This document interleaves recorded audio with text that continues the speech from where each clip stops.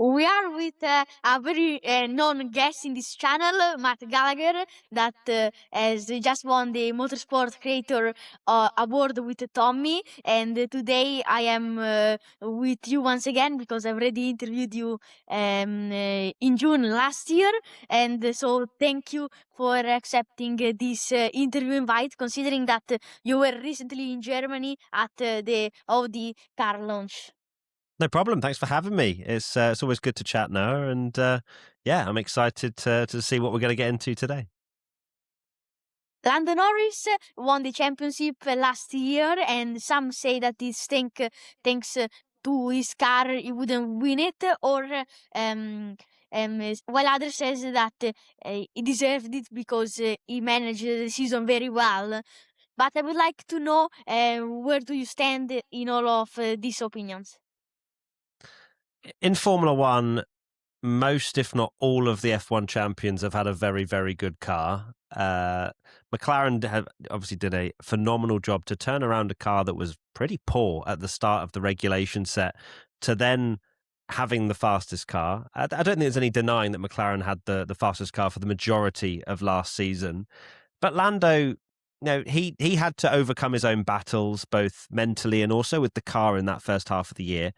And I cannot commend him enough for how he managed the last sort of 7 or so races of the 25 season. That was when the pressure was at its highest, and he silenced all the doubters around, can he do it? Can he deal with the pressure of trying to become a world champion?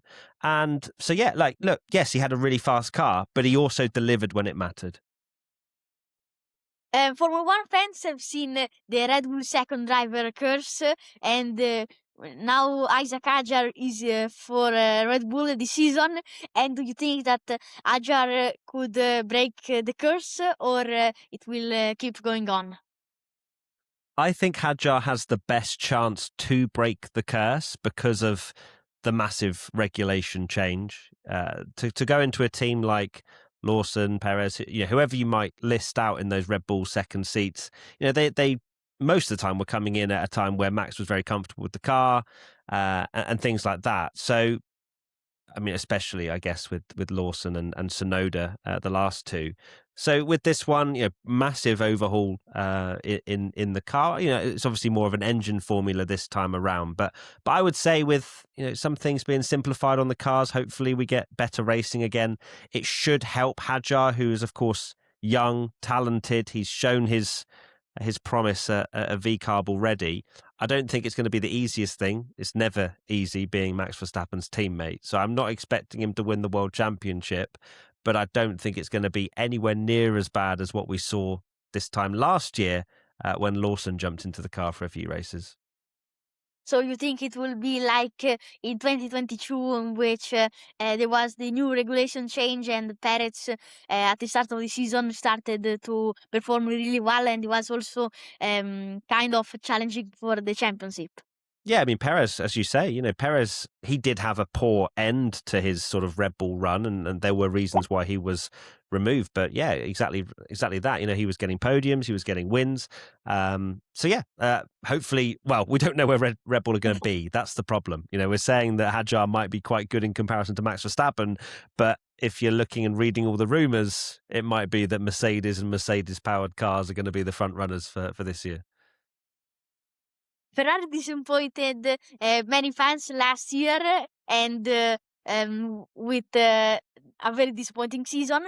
And this year, with the new regulations, do you expect them to deliver immediately, or you expect them with the, let's say, the power unit gate of Mercedes suppliers? Do you think they will struggle this year?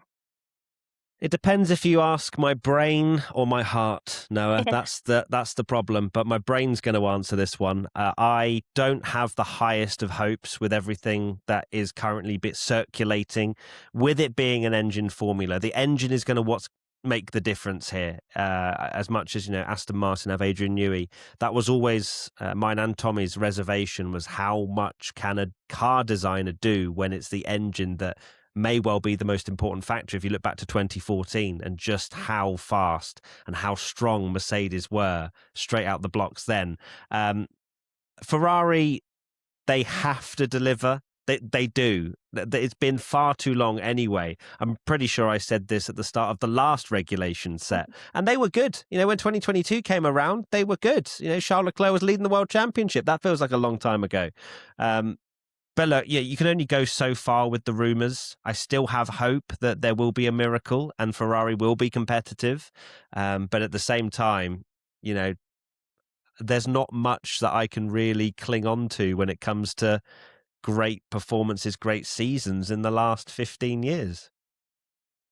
Of course, on the 20th of January, you went to the Audi reveal, and what was the atmosphere there? And I've seen your photo with Tommy and Hulkenberg, and I just wanted to know how was that experience very close to the car? Yes, it's great to go to a physical car launch. You don't go to many, especially with teams nowadays just dropping pictures, renders of the car, maybe a video, or if you're looking today on a cruise ship for Alpine. So lots of varying levels of car launches. But yeah, the Audi one was awesome. We were there with Revolut. We were lucky enough to get a little bit of time with Jonathan Wheatley, and yeah, it's great. It's a bit of a weird one because the media got to go in the afternoon before the car launch, and we got to see the car then. Then we could record some content and stuff like that. And then we went back for the launch event, so we knew what the car was going to look like, even though we were there waiting for the covers to come off. So, but no, it's always fun. It's always great to sort of start a season with these kind of hype events. And I thought they did a really good job, especially with the little bit of entertainment that they had and the singers and the rappers and all that sort of stuff. I enjoyed quite a bit. So you are a big fan of long car reveals instead of Mercedes that made only a tweet or us that made only a video, but also Ferrari made a video. So recently they are going more towards doing videos. Instead, Audi was a long launch. There's a very fine sort of working window, I would say, for car launches. You don't want it to go on for hours.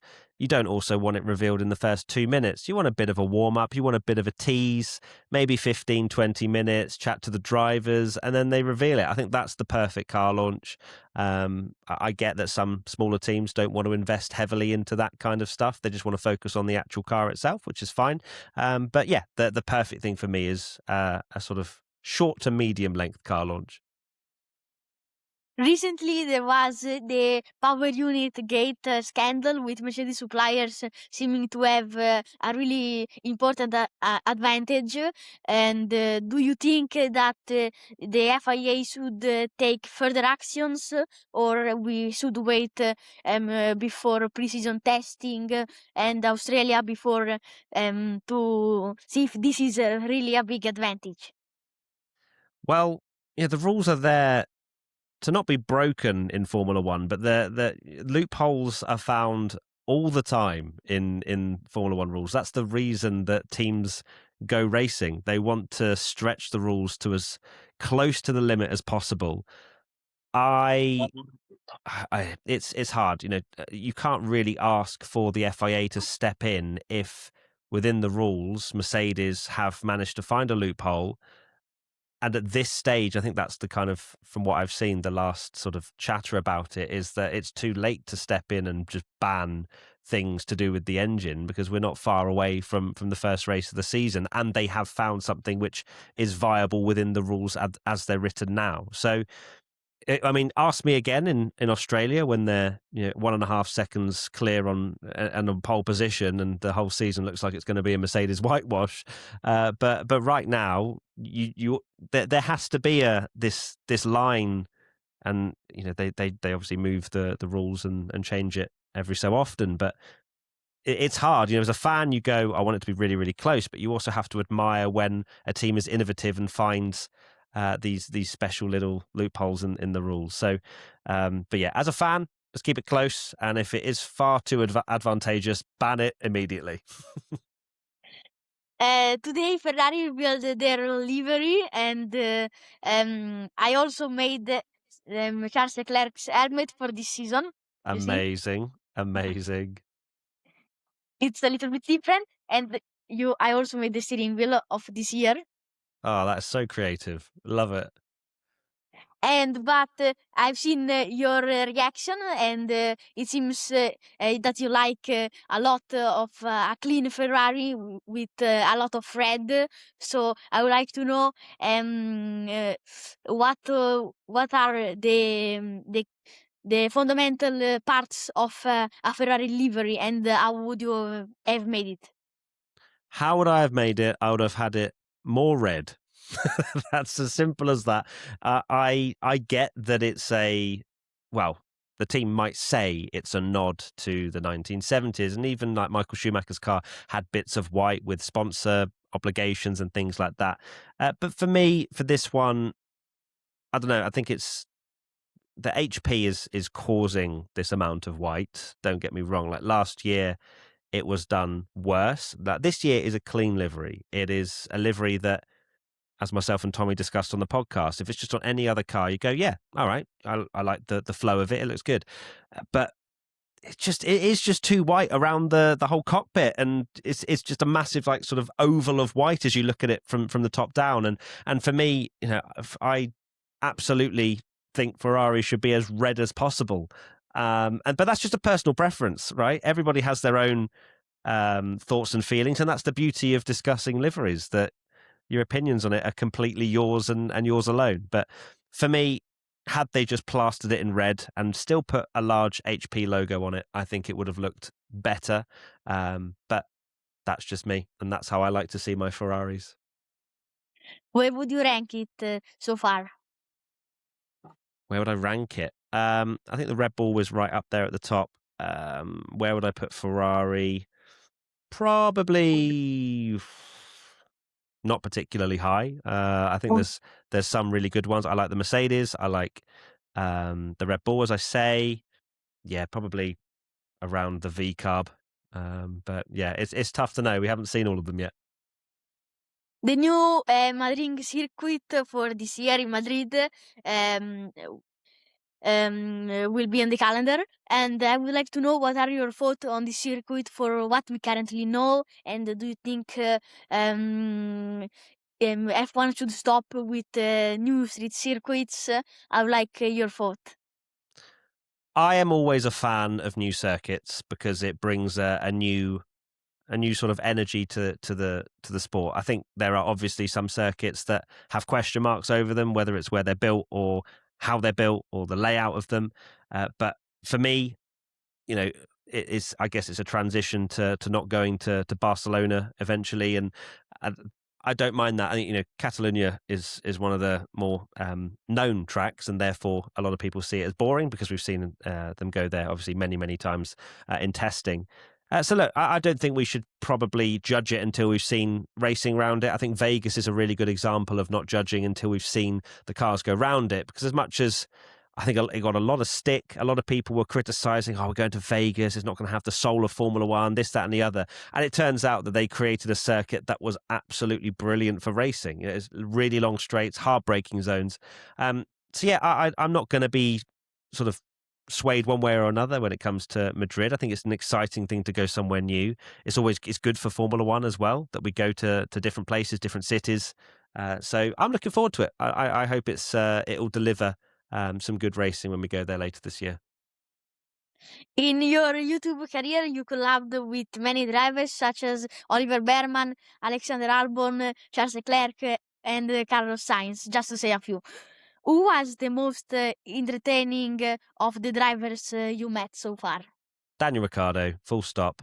That's the end of my answer. Daniel Ricciardo by an absolute mile. The nicest, energetic, funny, just character, both on and off the sort of shoot that we're doing. Like he was just such a consistently nice guy that.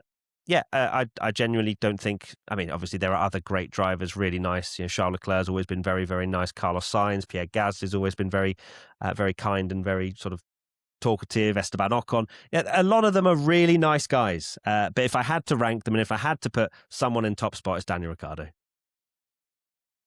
You recently made your pre-season predictions, and you predicted Charles Leclerc as World Driver Champions. And obviously, as you said before, your heart believes on this. But I would like to know what do you think about Tommy's predicting Antonelli, and what do you think is more likely before we even go to pre-season testing? Yeah, so I put Charles Leclerc as world champion. That was my heart speaking. My head was speaking for both myself and Tommy. We both would have gone for George Russell, but that's a bit boring. We can't go for the same world champion in our predictions, and you never know in Formula One. Surprises can come up. But for Antonelli, yeah, he's got so much bigger of an opportunity right now if we're going to say that the rumours are true, because he's potentially in the fastest car on the grid, and he had some great moments last year.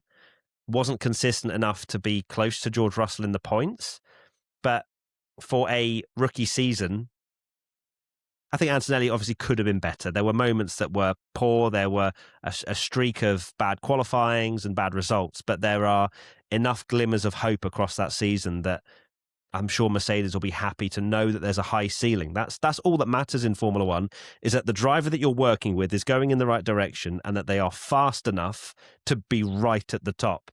Yes, they might crash. Yes, they might make mistakes. Verstappen was exactly that when he joined Formula One. He was fast. He made mistakes.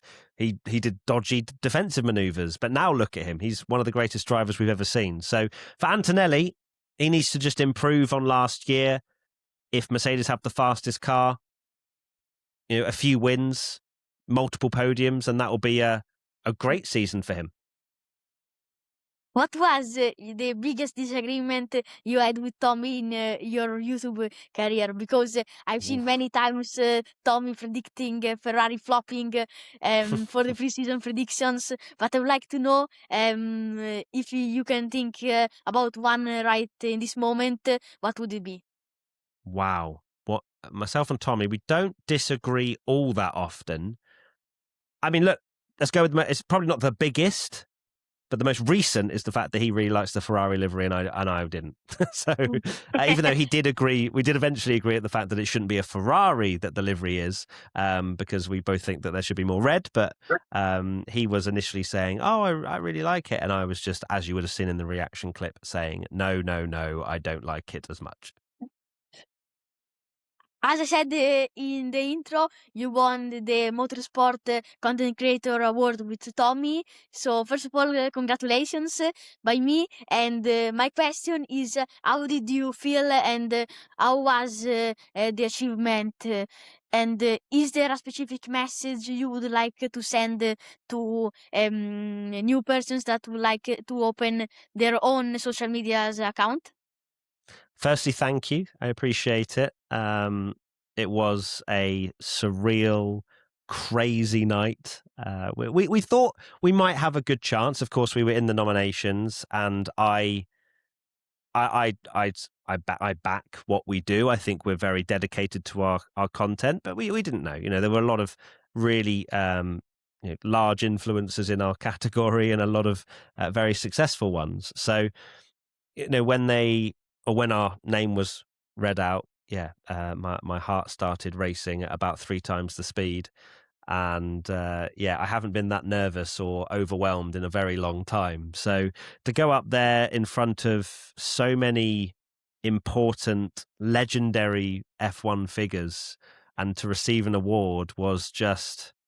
Yeah, I remember sitting down at the table afterwards with the trophy in front of me, just looking around the room going, how is any of this real? It was something I will never forget. That was an evening that, is a proper core memory. Really, proud of ourselves and proud of myself, really. 9 years ago, I didn't have a clue what I was going to do with my life. I had absolutely no idea.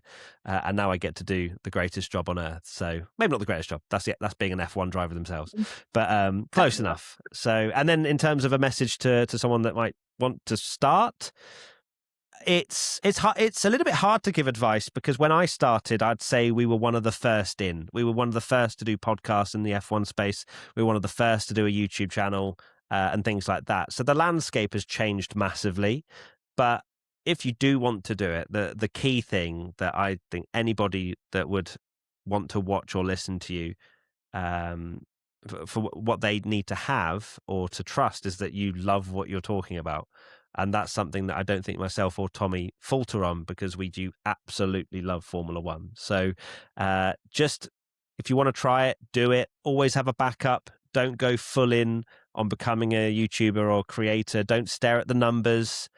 You have to work very hard. You have to post everywhere. You have to have a year of nobody caring. Like there are so many things that you're not going to be an overnight success. It's as simple as that. And it wasn't for me. It wasn't for Tommy. Yeah, there's a lot of hard work behind the scenes, but as long as you enjoy it, it won't feel like work.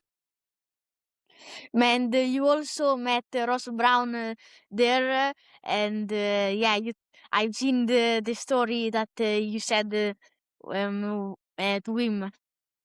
Yes, Ross Brawn. Yeah, we posted a social clip explaining the story, but as a little short summary, I used to work at a sort of book stationery store when I was about 18, and the first ever F1 interaction I think I'd ever had was Ross Brawn walking into the shop whilst I was working there, and obviously I was a massive Ferrari Michael Schumacher fan, and I was very nervous when I spoke to him, but to then have an award be given to me and Tommy when he's in the room watching was just like a really weird full circle moment. And so I had to go speak to him. I had to go tell him the story. I had to say, look, I served you like 15 years ago. And he was really nice, smiled and wanted to know, oh, where was it? And things like that. And yeah, I was like, don't want to take too much of your time up, Ross, because you're a legend, but just wanted to tell you the story. And yeah, it's a nice thing to think about. Thank you so much, Matt, for this interview. It has been really a pleasure, and once again, congratulations for the award. Thank you. Thank you for having me on. It's always great to come on and chat. And congrats on all your success as always. And keep posting, because you're going to be a big sensation one day. I have no doubt. So keep it up. Thank you, Matt.